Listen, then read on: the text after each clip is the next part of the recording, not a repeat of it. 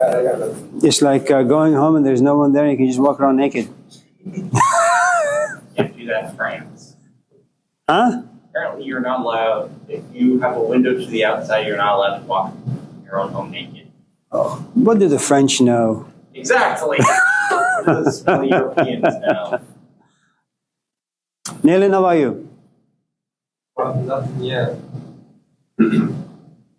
I come up with something. Okay. Okay. Yeah, love. Why do we have like our deepest thoughts during sleep? Really? That doesn't happen to me sometimes, but let me just wing it for a little bit and see where it goes.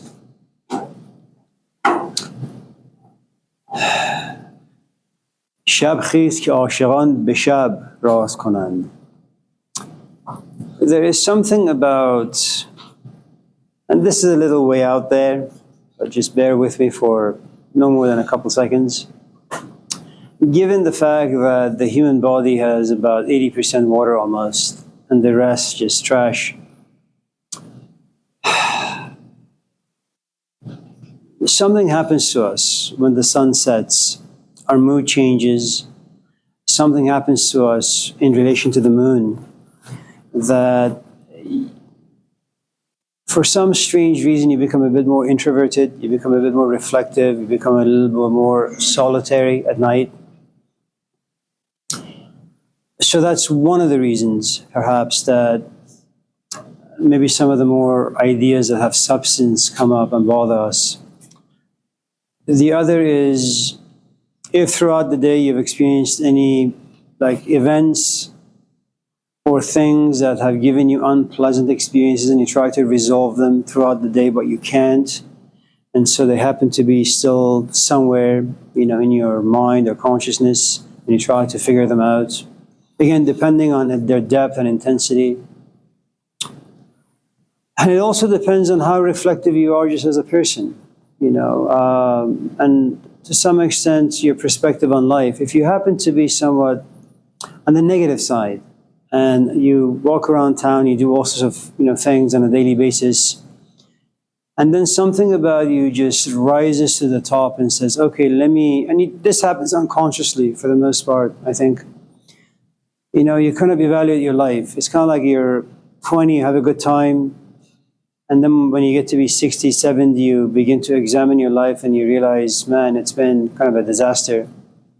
And so it may be that psychologically you wake up in the morning and you're fresh, and by the time, the night comes, you're kind of old, metaphorically speaking, and you're forced to kind of examine and evaluate. And that tends to force you to reflect deeply. And again, depending on the sort of temperament and background in your life, you can either end up in a positive place or a negative place. If it happens to be positive, you'll probably say, well, that was a good day spent. If it happens to be negative, you have some regrets, some remorse, and then eventually you'll begin to snore. Hopefully your companion isn't there to suffer through it. And plus, you're far too young to be snoring at this stage. So. Yeah. It's kind of maybe a little bit loaded, but do you think that people fear death itself, or just like a thing?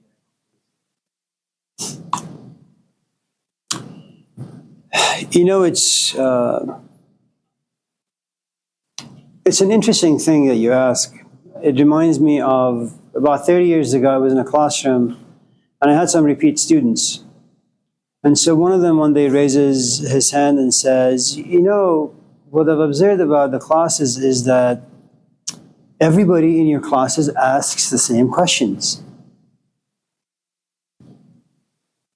Which is interesting. The question you asked was a question that was asked in my class yesterday, a different class, the same question was asked. And I feel like I'm a parrot repeating myself over and over and over again for the past 30, 40 years. So, like all things in life,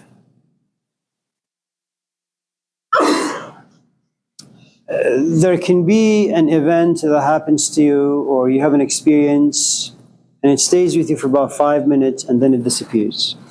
There are certain things that happen to you, but you're kind of indifferent towards them, so they kind of slowly get diminished as well. There are certain things that happen to you, and they stay with you for a day or two or three, and they kind of turn your life upside down. And then hopefully they'll be forgotten. Then there are certain things that happen to you, and you happen to be at the right place in life, and you're just like a sponge. And they go inside you, and they stay, and they refuse to leave. You know, it's like you have no problem sleeping at night. 10 o'clock comes, you just put your hand on the pillow, and you're out. And you wake up at like 9 in the morning. You had like 15 hours of good sleep. And then you fall in love. Or you hear someone in your family has cancer, or you're failing a class. Now, it's something that stays with you, and you want to sleep, but you can't. You want to continue with the routine of your life, but it's not possible because something is really, really disturbing or bothering you. When you ask about the problem of death, for example, and let me just also say that I've already forgotten your question. Just focus on that word, death. Let us say that before we can talk about that, there is something you need to know about time. Because when you're young, what usually happens when you're very, very young and your brain has not yet turned into a calculator, you don't become a rational animal just yet. Things happen to you, and you respond to the events of life through your feelings and emotions. They're either pleasant or they're unpleasant. Okay? If they're unpleasant, you will try to avoid. If they're pleasant, you will try to have them come to your life more often. Okay? Because that's what we do. We want pleasure. And remember, the sort of experiences that life gives you, they create bias. And it doesn't mean that you're a bigot, it doesn't mean you're a racist, it doesn't mean any of that stuff. It just means that your biases are rooted in experiences. Let me give you an example. Let's say you're driving home today after class, and you're going about 45 miles an hour on Lakeshore, and there's a car in front of you, and it's going 15 miles. And the sign says 45 miles. Give me some of your guesses as to who may be driving the car in front of you. Driver and old person. Okay. Ethnicity? I don't know. Sure you do. I'm sorry?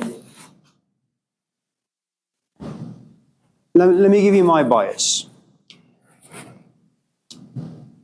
If it's someone very, very young, the car says, like, driving school or something. Okay. Then I try to look at their head, and only a tiny bit is showing. Okay. I'm going to look for gray hair, and I'm going to look for bald spots. And then I say, oh, they're old. And the moment I realize that they're old, it reminds me of my own parents. And that gives me a good amount of patience. If on the other hand I'm in complete darkness, I have no idea who they are, what they are, I go back and it happens automatically. Many times I drive 50 miles an hour, maybe it's on the highway, going 200 miles an hour, and there's a car in front of me, right? And they're going 10 miles an hour. I pass by them, look to my right or left, and I see someone who's not white, who's not brown, and who's not black. They happen to be Asian. Okay? 7 out of 10, that becomes my experience. That becomes my bias. And so when I come to class and talk about this, someone may say, well, you're racist. I'm not. Experience creates bias and prejudice. And I am open to be corrected. Okay?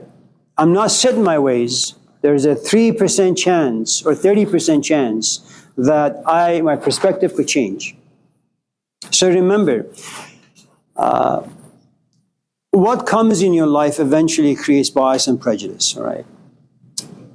Eventually what happens is that with some maturity, as you age a little bit and you begin to kind of think about things, Initially, you would feel without the ability to reflect or to process your emotions through reflection. As you age, you process your emotions through reflection. Right? Your past, if you were to put time in the category of past, it's all the things you've experienced that makes you who you are. Maybe you have a trauma inside you, let's just say. That trauma is going to determine how your future is going to be. Now, you may not know it, but let's say you just have lost the ability to trust, to have faith in people, to love people. You don't need to go to 1-900 psychic. Everyone who walks in your life, you're going to take one step forward, one step back. Ultimately, the past is all the events happen to you. The future, all the hopes and dreams and fantasies you have. That's who you are. You don't have a soul.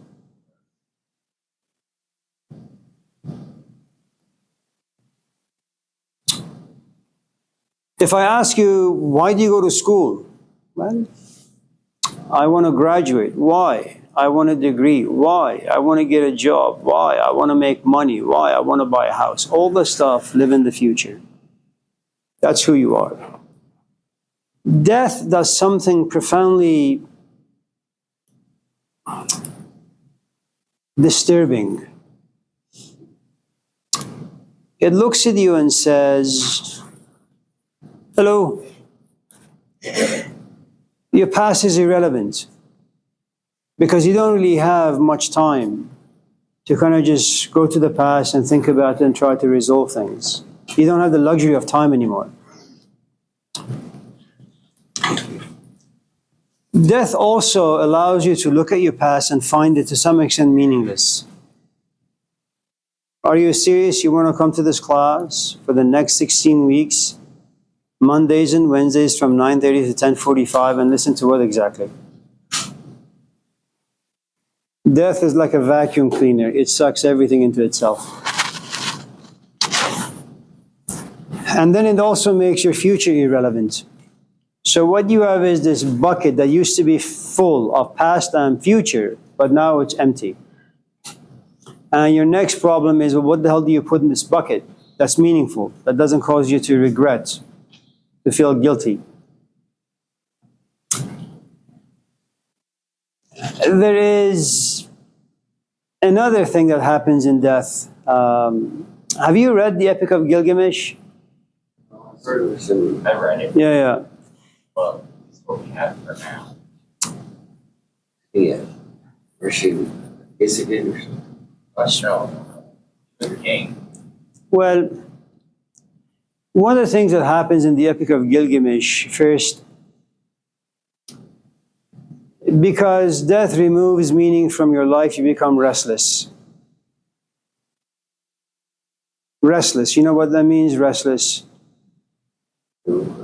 It's like you've been in this relationship for a while, and she just leaves you without telling you why. No direction. And you have no idea what to do. You're no longer a husband or a boyfriend. You're no longer a father. And you have a 2-bedroom.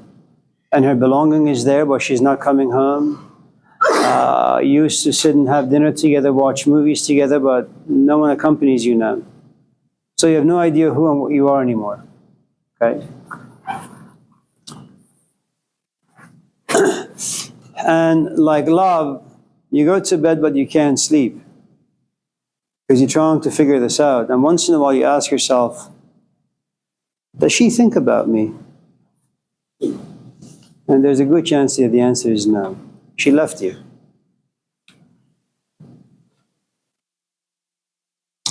You work really hard in life to remain afloat, not drown in the troubles of life. You make all these sacrifices, go to school, get a job, slave away. Then you get to be me, 60, 70, 80. And then you realize, well, when you die, no one's going to remember you. It's as if your life wasn't worth anything. Not even a 5-minute stop. Isn't that devastating? You shake your head no, because you haven't really thought about this too well. But that's okay, because you're young and you shouldn't. You should just focus on life and future and Enjoy your life as much as possible.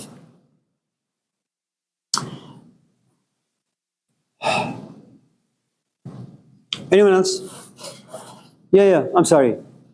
When you say like, I'm going to be Forgotten? devastated if I'm forgotten after I die, Yeah. I'll be dead, so I don't care. Right? If I like don't have any family members behind, like let's say I die alone, I especially don't have to care. Like I'm not gonna be sad. Do you know what regret is? Yes. Regret is you do something and you find it to be somewhat meaningful as you're doing it.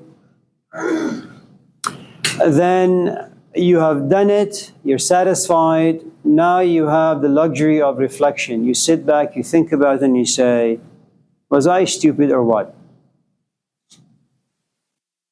The only reason why your response to or your relationship with death is somewhat casual is right now you are young. You have a future. Right now, very callously, you say, well, I don't really need anyone in my life. It's because you're healthy. It's because your life is, to some extent, busy. It's filled with distraction. Just wait until you get a job and find yourself in a cubicle from 9 to 5. And then you go home alone.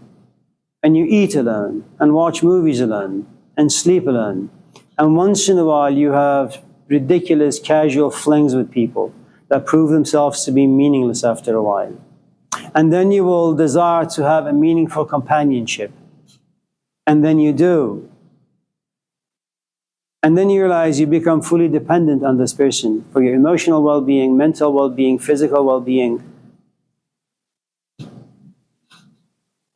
mean, consider some of the things you have in your cupboards. Sometimes your friends come in and they want to take a piece of clothing. And you say, no, I really like that. Death is not just about a piece of clothing, a shirt or a pant or a shoe. It takes everything away. Do you have friends? Do you make plans with them? But sometimes you do. And they say, Naylan will call you in about 10 minutes. And that call never comes. And a few days later, you realize the 4 of them went out without telling you. Is that going to make you feel good? See, there you go. What's happened to do with that? You were forgotten. You have to have a life experience.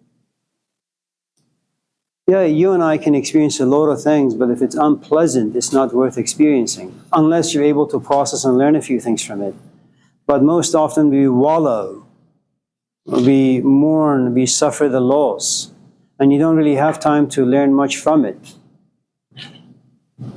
So, our understanding is that the issue with death is that, like, leading up to it, you're going to feel a lot of regret if you don't live your life properly. No. You have parents, right? Yeah. You live with them. You ever consider how you were raised? Yeah. How? How? Okay, let me tell you then. Or you can. Since you're not yet a parent, I'll tell you a few things. I don't know how your parents met. It's irrelevant. I don't know much about their hopes and dreams. They too are irrelevant. From what little I know about parenthood, and I know very, very little, is that the moment you came about, you were born, all of a sudden, especially for your mom, her own individual personal dreams and hopes were put on pause to take care of you. Do you have siblings? How many? One. So there are 2 of you.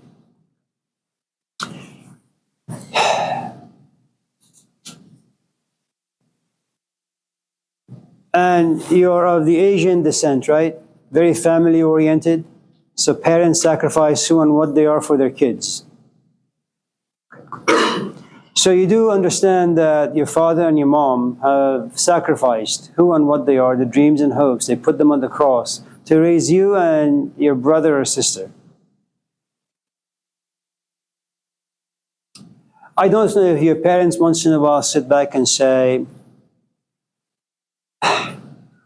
I come home and Naylan is watching porn, or I come home and Naylan smokes, or Nayland speaks like a stupid infantile person, or Nayland is not doing well in school. And these are all causes for disappointment. And once in a while, your mom or your dad may say, this is my investment. For the past 18, 19 years, I put my time, my energy, my youth, my life into this kid, and the outcome is trash. Or the outcome is a bundle of confusion. Or the outcome is uncertainty. And then your mom or your dad sits back and says, really? Did I really just spend my entire life for this? And let's say you came out to be relatively a decent human being. And you move to New York, and you go to NYU, or Providence, you go to Brown, or New Jersey, you go to Princeton. But you call your parents once in a while. And then when your father calls you and says, son, I have cancer, I have about 2 weeks, you say, Dad, I have an exam tomorrow, I can't make it. Let's just say. Okay? And then your father sits back and says, man, this kid prefers like hang out with his friends more than wanting to hang out with me. And in some ways you realize parents are put in a very, very difficult situation. You know, it's like a candle. If you don't know how candles function, go home and light one. You realize candle gives you its light. But as it is giving you its light, its own life shortens. And then your parents sit back and say, you know, all the things I've done for this kid, in the end, I'm just forgotten. Maybe if I'm lucky, I'll have a picture of myself on his mantle somewhere. That's it. I'm reduced to a photo. But after a while, it will be like the tables and chairs of his room. And then his wife or something will happen who says, you know, that frame there, it just doesn't fit well to the rest of the house. I'm just going to like put in the garage somewhere. Hello. You have to invest yourself in things. And then you have to lose the meaning for that investment. And then you realize the loss of time and youth and mortality. Do you have a girlfriend? Are you worried when sometimes she doesn't text you? No? You don't like her that much? I do, but You're not attached? Has it been a long relationship, like 5 years? been like 9 months. Yeah. See, initially when you like someone, you're waiting for their text every day. In fact, 20 times a day. As time passes, it becomes less and less and less. And once in a while, you sit in the class and you say, I wonder what Judy's doing. Maybe I should text her. And you do. But there is no reply. Not the first hour, the second hour, the third hour. Then you say, I wonder what she's doing. Then you text her again. Yo, where have you been? And time passes, and there is no reply. And now you begin to have some doubts, some concerns. And then by chance you drive by the house, and you see her talking to a guy whose name just happens to be Jiray. And what are you going to be, indifferent? Of course not. You're going to fight him. And he's going to whip your ass. Anyone else? The point ultimately is it's not easy to be forgotten. Mark, anything? I'm snailing, yeah, what? What is it? The entire point of what I was saying was that, like, after you die, you're not alive to experience, like, the despair of being. But you're not dead yet. You're thinking about being forgotten. Then you die, then you forget, so it's fine. Yeah, when you die, that's a different story. While alive and you think about things, it bothers you. Yeah, when you're dead, who gives a shit if your girlfriend still loves you? You're dead. That's what I'm saying. But while alive, you worry. I'm not concerned about what dead people think or feel. They're dead. Concerned about the living. You shouldn't care about your grade for this class when you're dead, right? But as it stands now, you do care, no? That's all. Carmen. Connor. The only way you want to be remembered, you'll commit some horrible act. Excellent point. Thank you, Garner. Carmen? Is it worth investing in something that you feel like won't work out? We're not talking about like relationships, are we? What are we talking about? Like sharpening a pencil? Career-wise, college, Like you really don't want to do economics, but you're going to because it makes money. You also come from a, say, tradition where all the money going to the same bucket and it's shared and all that, but it's not really your calling. Is that what you're saying? So what the hell are you saying? more so, like there's a really, if you're really ambitious and there's something that you really want, but the chances of actually getting it are like 1%. Like me wanting to play NBA, my height, my age, my health issues, and yet I have this dream that I want to be like LeBron James. Is that what you're saying? So I go every day on the court and I play basketball in hopes that Larry Bird will show up from nowhere, look at me and say, he's going to be on my team. Is that what you're saying? Well, if I was to do that, you can categorize me as being extremely stupid, more so than Trump. If you give me an example that's a bit more rational, maybe I can wrap my head around it. But as it stands, it's a little confusing.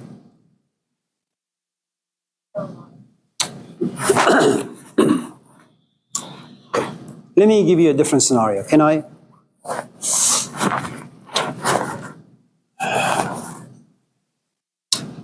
So yesterday I read on Yahoo that there is this former football coach, I think 72 or 76. He's going out with this young woman who is either 22 or 24. Okay, so there is about like a century gap age difference almost. Do they love each other? Maybe. Let's just say yes. Is she hopeful? Probably. That's what love does. Is he hopeful? Yes. Are they hopeful because they haven't really thought this through? Yes. In the absence of reflection, everything is rosy.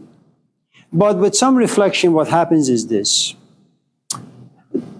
You're about the age 74, and when you look at his body, he has a lot of weight on him. So he's been eating unhealthily for a while. I'm not quite sure how often he needs to visit the gym to lose like about maybe 100, 150 pounds.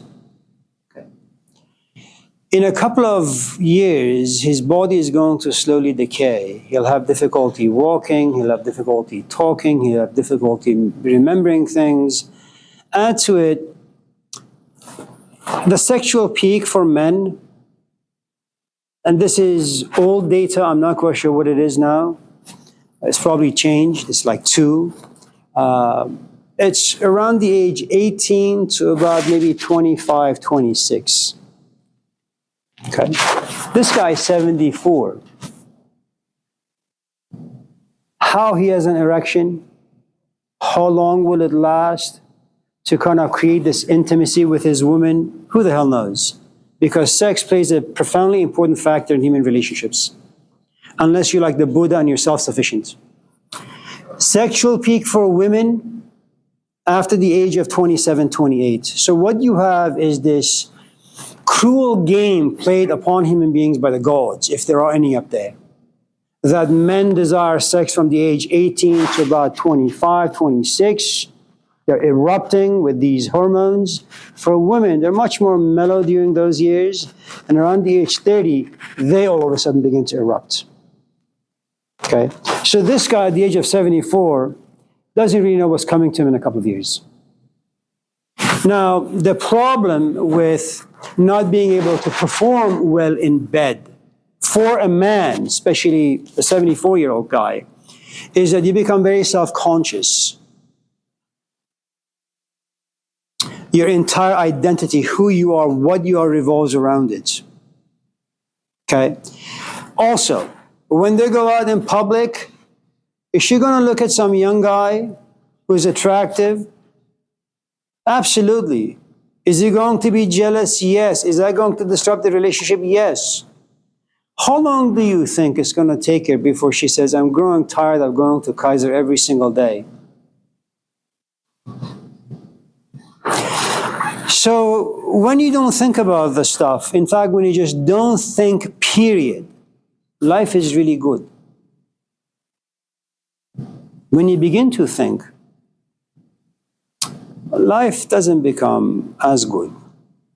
You see, there are lots of mines here and there, and you have to be careful where you step. Bare minimum. The what?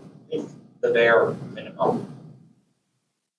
I don't really know what that means, but sure. Don't think as much as possible. Yeah, you think how you can pass the class, how to get from point A to point B. Don't reflect as to whether or not it's meaningful or valuable. So it's good to know your own capacity. It's what I always tell my students on the first or second day of classes. Spend some decent time writing your essays, but don't desire perfection. You're not going to get it. You don't have the experience. You don't have the experience of reflection. You don't have the experience of processing experience as well. You're just far too young. So just write, 5, 10, 15 pages. And then let me just give you a B, and be content with that. Not knowing one's capacity, that causes difficulties.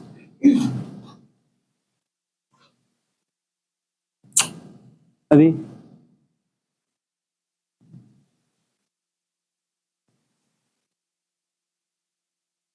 Well, for those of you who have your laptops on, I hope you're doing like watching porn or something like interesting. Yeah. I'm sorry? School what? I'm sorry to hear that. I'll talk to the president. Yeah. You know well in society, in a traditional society, how do you find purpose and function? Let's say that you're married and you have 2 kids, and you've invested a good amount of time and energy and hope in them. To your daughter, you don't have to say much. And maybe it's the girls are much better living life than men are, perhaps. So your daughter follows in your footsteps. But your son, it doesn't matter which path you put him on, he always rebels and revolts and fights you. He is what we generally categorize as the black sheep of the family. He doesn't listen to anyone. He's one of those fellows that has to go through life all by himself, bang his head to the wall 5 or 15 or 20 times. No one can teach him except life itself. And he has to wait and wait and wait until there is something about him that says, okay, it's time for you to stop, sit back, examine, reflect, process, and approach life differently. Now, one of the things about tradition is that it creates cohesion. Without structure, society won't survive. That's one of the things. The problem with structure is that once in a while you have free-spirited human beings. They have wings, and they have voices, and they want to shout, and they want to fly, and they want to sing. But tradition says no. One of the nice things about the story of Romeo and Juliet is that you don't have courtly love. We don't have romantic love. First, you have economic factors, then you have social factors, then you have religious factors, then you have the reputation behind your name. It has value. And so you have this kid looks at this other kid, falls in love. Add to the fact that Romeo is like 14 and Juliet is 12. And maybe people were born to be far more mature than people today, but nevertheless. And it's not like they go out to peace like for 2, 3, 4, 5 months and they say, wow, I really like who I'm with. It's like you look at someone, you fall in love. Okay. But this is a taboo. And even though they're both rebellious against certain traditions, they realize that they live in a social milieu that's not going to accept them. Okay. Now, you have a couple of options. You can very much like Romeo and Juliet, just end your life. Okay. Literally. You can end your life metaphorically in the sense that you say, I love my dad, I love my mom, and I love my family, but they're no good for me. They can't hear me. They can't see me. I'm invisible. And I'm going to leave. And so from that point on, you become an orphan. If not physically, definitely emotionally and intellectually. And though you may live under the same roof, you have no relationship to them. Okay?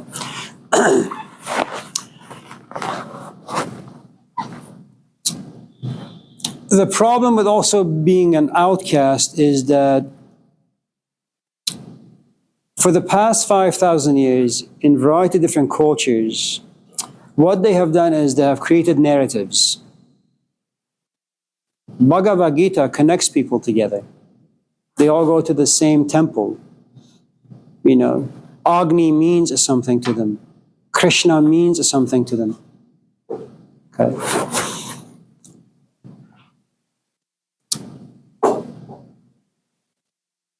The moment you walk away from that, those sacred texts no longer mean anything to you.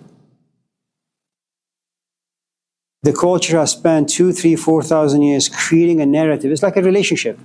I go out with you, we get married, we have kids, our life is really, really good. And one day you just come to me and say, Amir, I don't love you anymore, I'm walking out. 20 years of a relationship, story making, is sacred, right? And nothing holds you. It means that 20 years of work, all of a sudden is trashed in like a minute.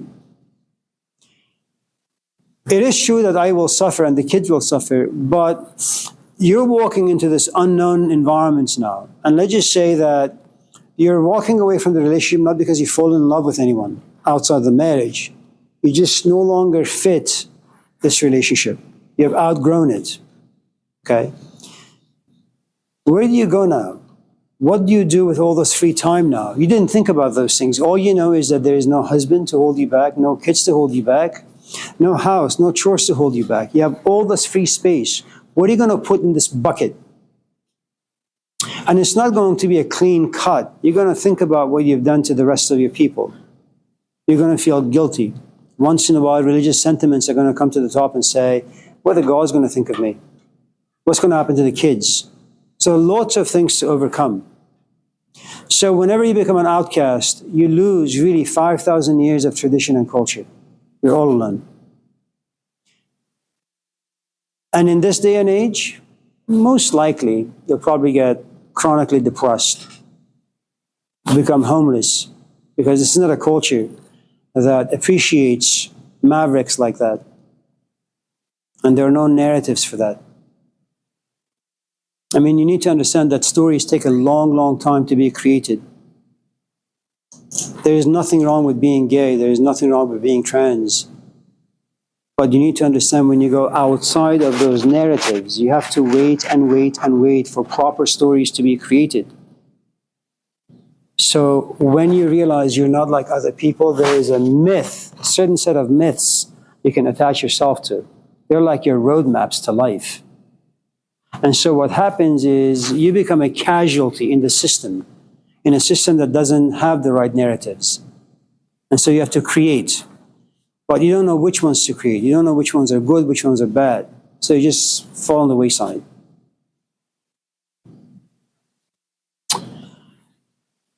There is a book you may be interested in. It was written, may have mentioned this before. Eric Fromm wrote this book called Escape from Freedom. When you walk away from everything, from history, from culture, from myths, from narratives, you're free. And it's a burden because you have to do something with it. But when you find your freedom, you have found a good many things to be meaningless. So you have no idea what you latch yourself to. It's like many stories that come out of New York. People who escape prison walk the town, and it's like a zoo. And they call the cops and say, yeah, I escaped from prison. Can someone take me back, please? I have no idea what to do here. People are nuts. So. There is another thing that mature people do. And then we'll go to Quinn.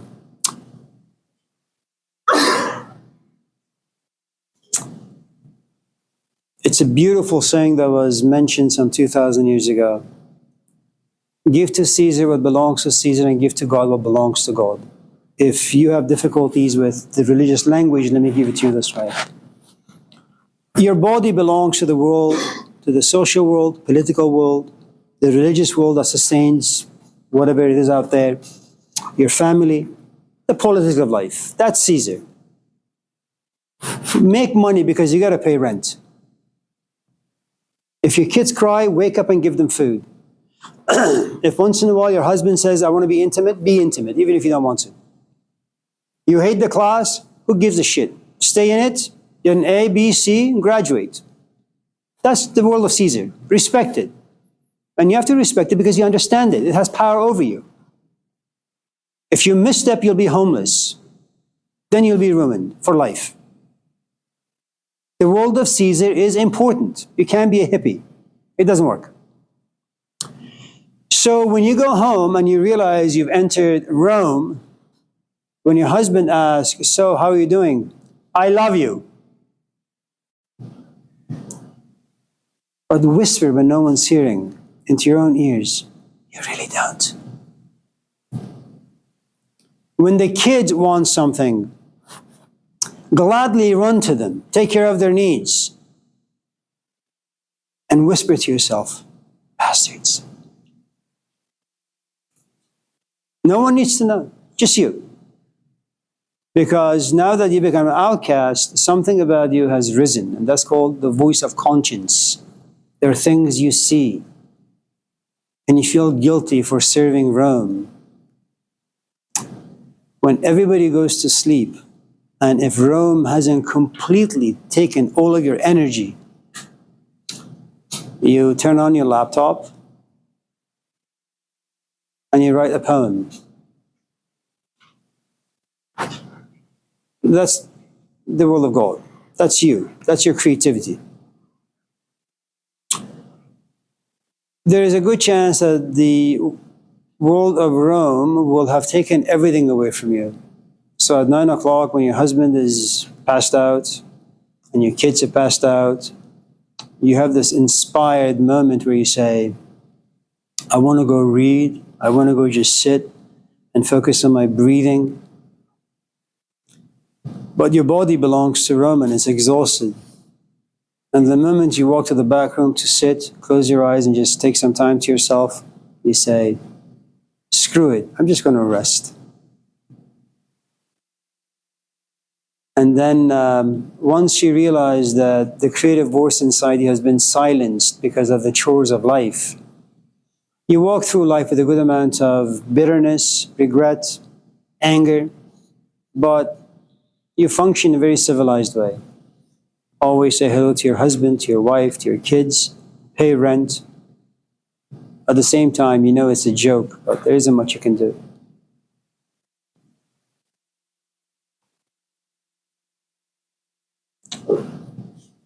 Do you think eventually, like, the whole world will just be one? Oh, no. No. No, that's only in movies.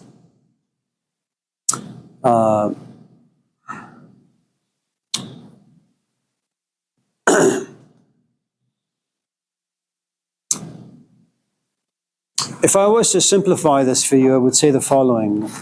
Is it a universal concept that people need to eat? The answer is yes. Does culture produce different taste buds?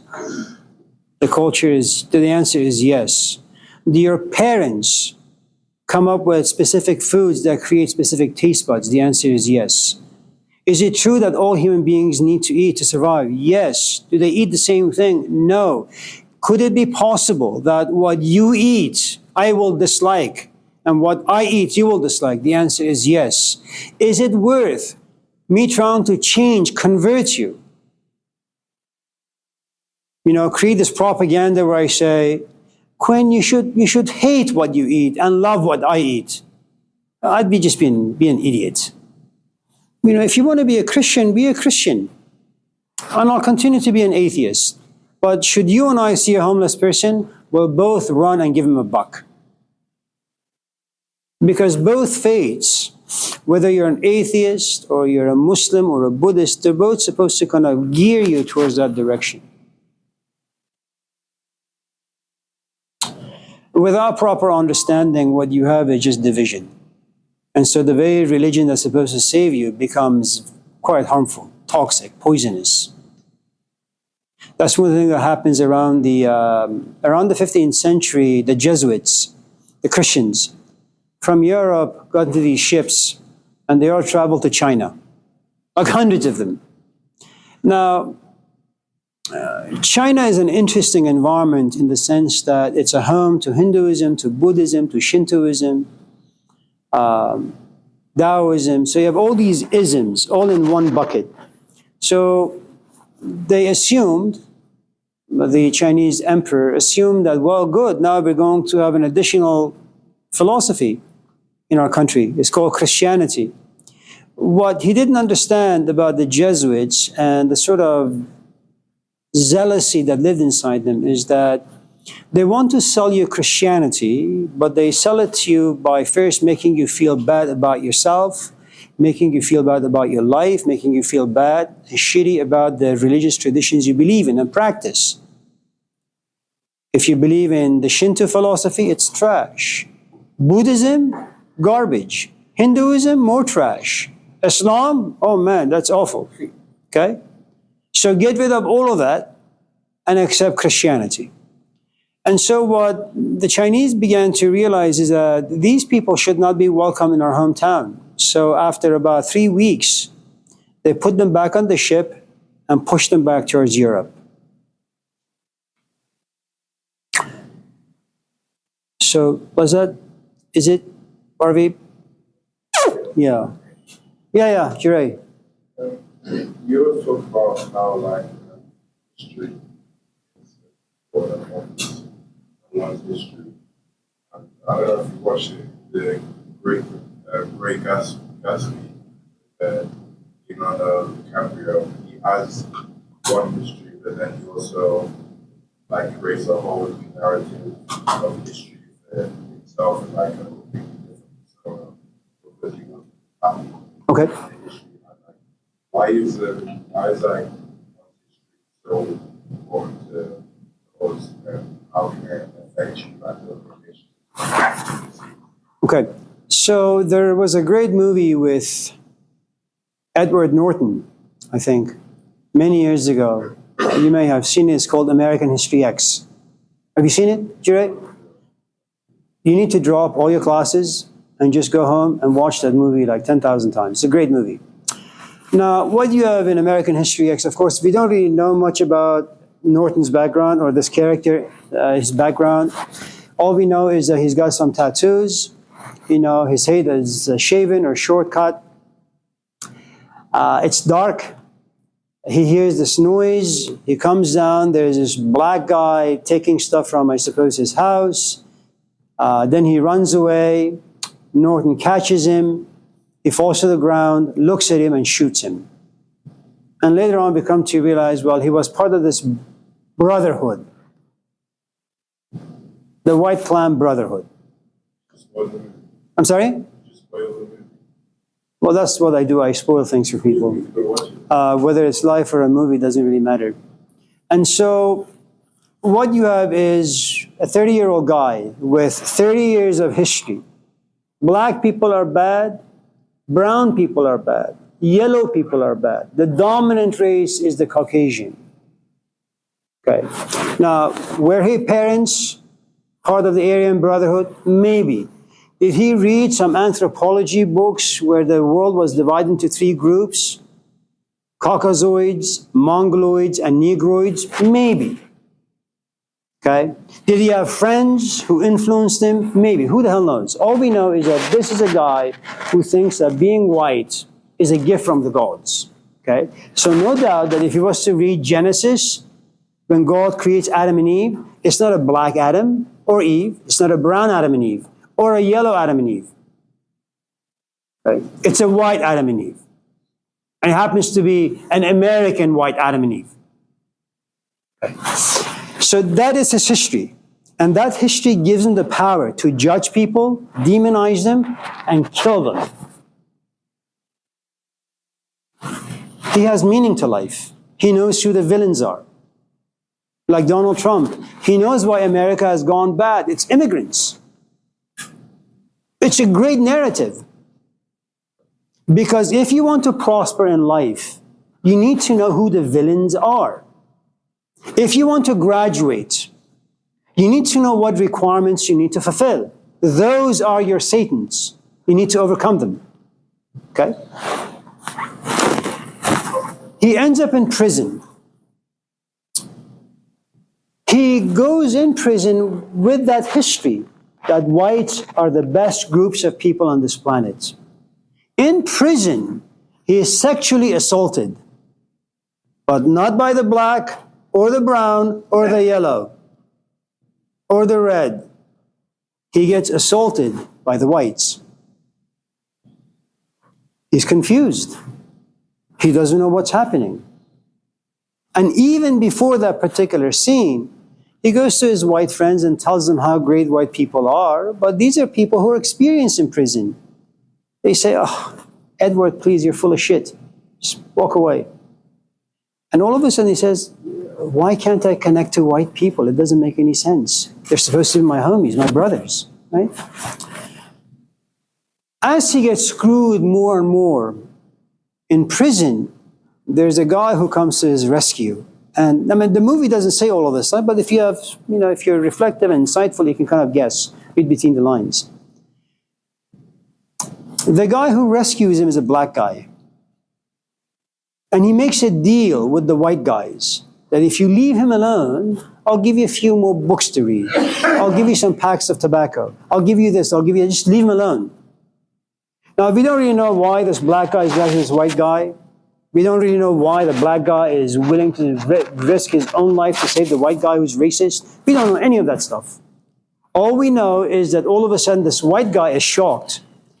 People who look like him reject him. People that he has demonized his entire life accept him. Why is that? I mean, that's a huge shock to your system, like an earthquake. You know when you have an earthquake? All the houses are toppled. Things just fall apart and lives are ruined. Psychologically, you have a man who's built his life on racist philosophy of life. That philosophy is shattered into 1,001 pieces. They become best friends. I mean, think about that for a moment. You have 30 years of racist philosophy in your head. All of a sudden, things happen in life that catch you by surprise. And your perspective begins to change, little by little. And these are like gradual things that happen to us. And because of good behavior and whatever, he's released. He goes back home only to find that his kid brother, who's like 15 or 16 or 12, is in the clan he once belonged to. He goes to the main guy who's running the system. He says, "I know what you're doing. You're cheap, you're superficial, you're stupid. I'm not going to allow you to contaminate my brother." He tries to take his brother out, but there is a fight. Eventually the brother, I think, dies, and the movie ends at some point. But the point I'm trying to make is, if you want to get rid of a history, and we don't really need to talk about American History X, if you have this trauma inside you that you were abandoned at a very young age, that's a huge history. It makes your past and it makes your future. That's who you are. You're always going to feel abandoned. You need someone to come into your life, like the movie, okay, and rescue you in some shape or form, okay? So at the lowest point, In other words, when this past trauma beats you down and there is no place to go, because you're way, way down at the very bottom of this pit, someone or something comes about and pulls you up. That's another traumatic experience because now your perspective is forced to be changed. And now you adopt a brand new philosophy of life, but it takes time for you to adjust to it. Iska, forgive me. This is not something that happens all of a sudden you wake up in the morning and you say, I'm going to change. It doesn't work that way. It's like a droplet, little by little over time. And then you have an ocean. And then you're comfortable with it.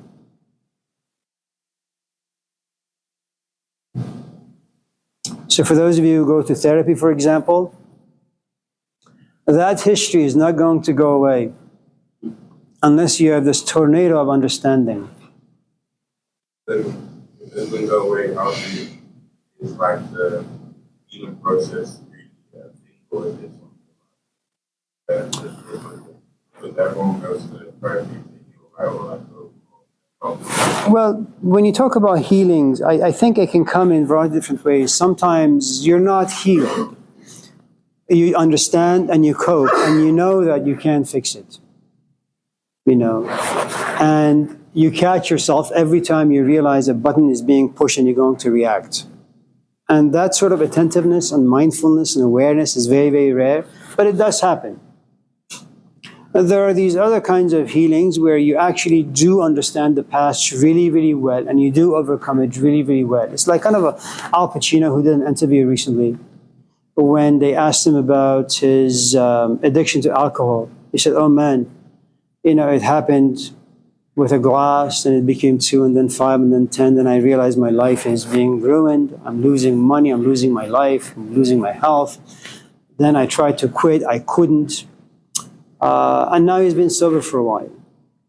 So what you have is a fruit that went through lots of different struggles to finally say at the age of 80-some, I haven't drank for the past 20 years and I'm okay with it.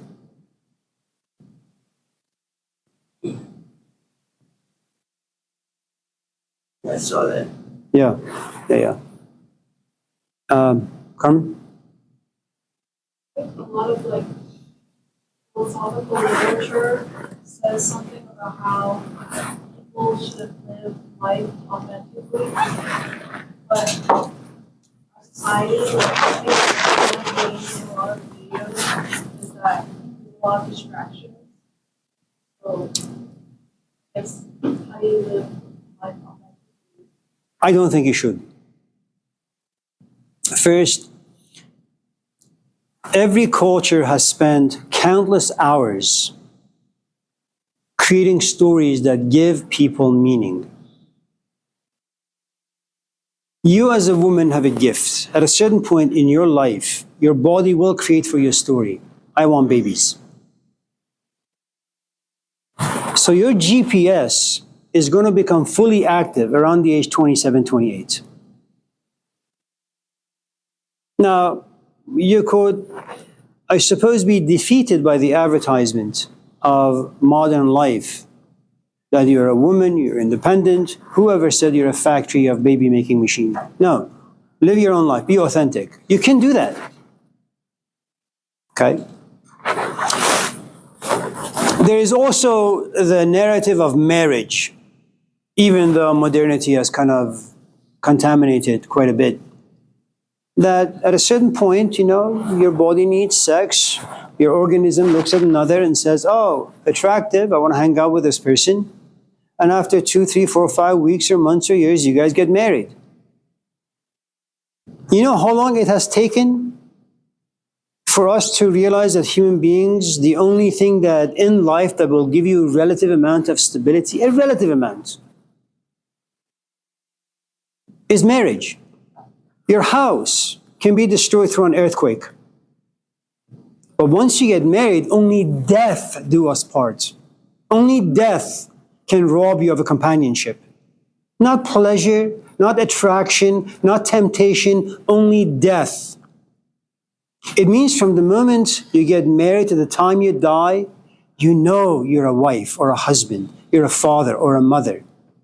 That's the only stability, certainty you have in life. Okay? And that took the cultures a long, long time to develop, to give people a relative amount of meaning. Now, let's say you want to be authentic. What does that mean? Well, it means that you want to fall in love. Not through your parents, you don't want an arranged marriage. You want to find your own companion, like some ridiculous that Jane Austen would say. Money is important, yes, your husband needs to have cows, but you also need to love him. So both things are important. So this idea of authenticity, you need to understand, it comes around the 19th or so century when people rebel against tradition, against structure, where everybody, we have the privilege now, the money, the power to go out there and live our own lives, to create, like write your own essays. I mean, consider in other classes, for example, they give you specific kinds of questions, specific literature, and you copy and paste. It's very structured. Here, whatever. And you realize whatever makes it difficult because you have no idea what to do with whatever. And so you drop the whatever and you take the class that clips your wings. That's what culture does. Be realistic. Yeah, I mean, life is complicated. You don't want to think about things on your own and by yourself. Culture has done that for you. It's a GPS. If this is a little complicated, try to go to this Persian restaurant in what's it called? North Beach. It's called Meykade. Don't ask anyone. Or maybe you can ask people, but make sure they don't Google it for you. And don't cheat. Don't use Google itself or MapQuest. Just get in the car, drive to Meykade. And I assure you, after about 5-6 hours, after not finding it, you'll be profoundly frustrated and angry. You'll come back home and you'll say, you know what? I'm just going to eat some bread. That's fine. That's being authentic.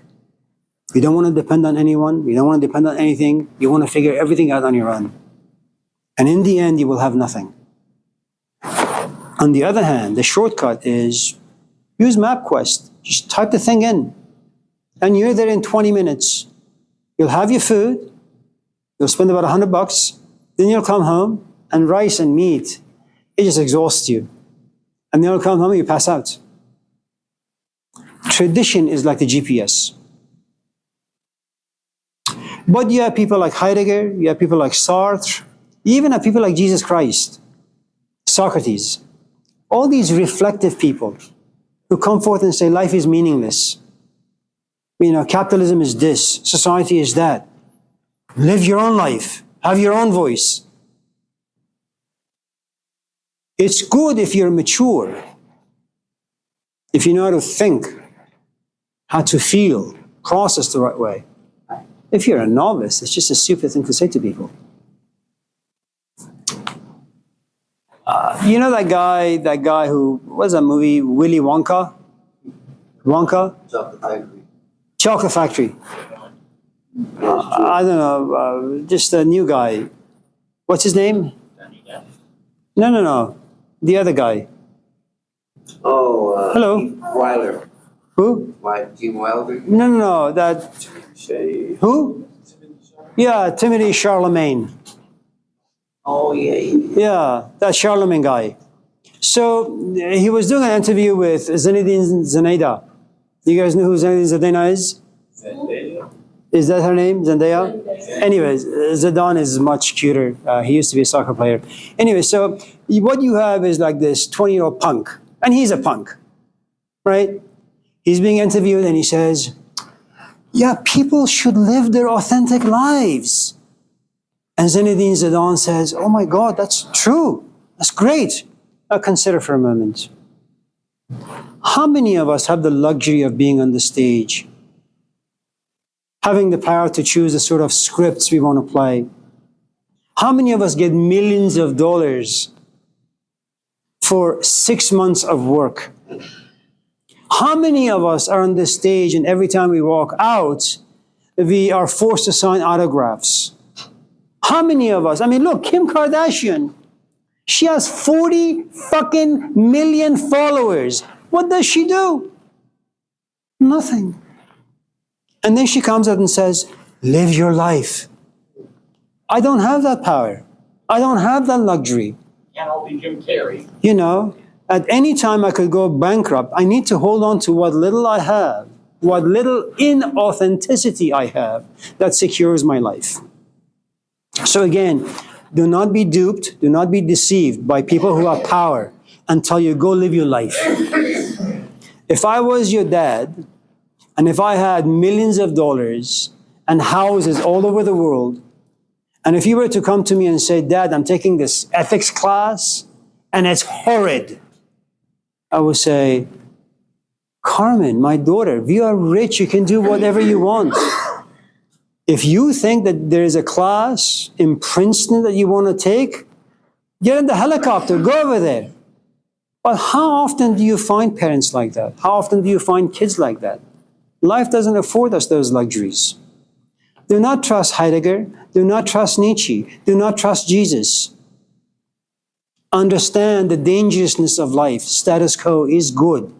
Once you have power, fine. Go do whatever. Once you become a mom, you'll know. Your 2-year-old son will say, Mom, let the bike go. I can ride on my own. But you know better. It's his first time on the bike. You let the bike go, he's going to fall, break his neck. When he knows the dangerousness, when he's understood how to ride, when he knows traffic, when he knows the dangerousness of cars, when he's accomplished all of that, eventually he's going to come to you and say, Mom, I'm going to bike ride to Safeway, I'll be back. Now you can trust him. It's fine. Do accidents happen? Yeah, but for the most part, you trust him. It's stupid to walk into life with zero power. You want to be creative? Make sure you have power. Anyone else before? Okay, well, it's good to see all of you. See you next week. Bye. Thank you. Bye.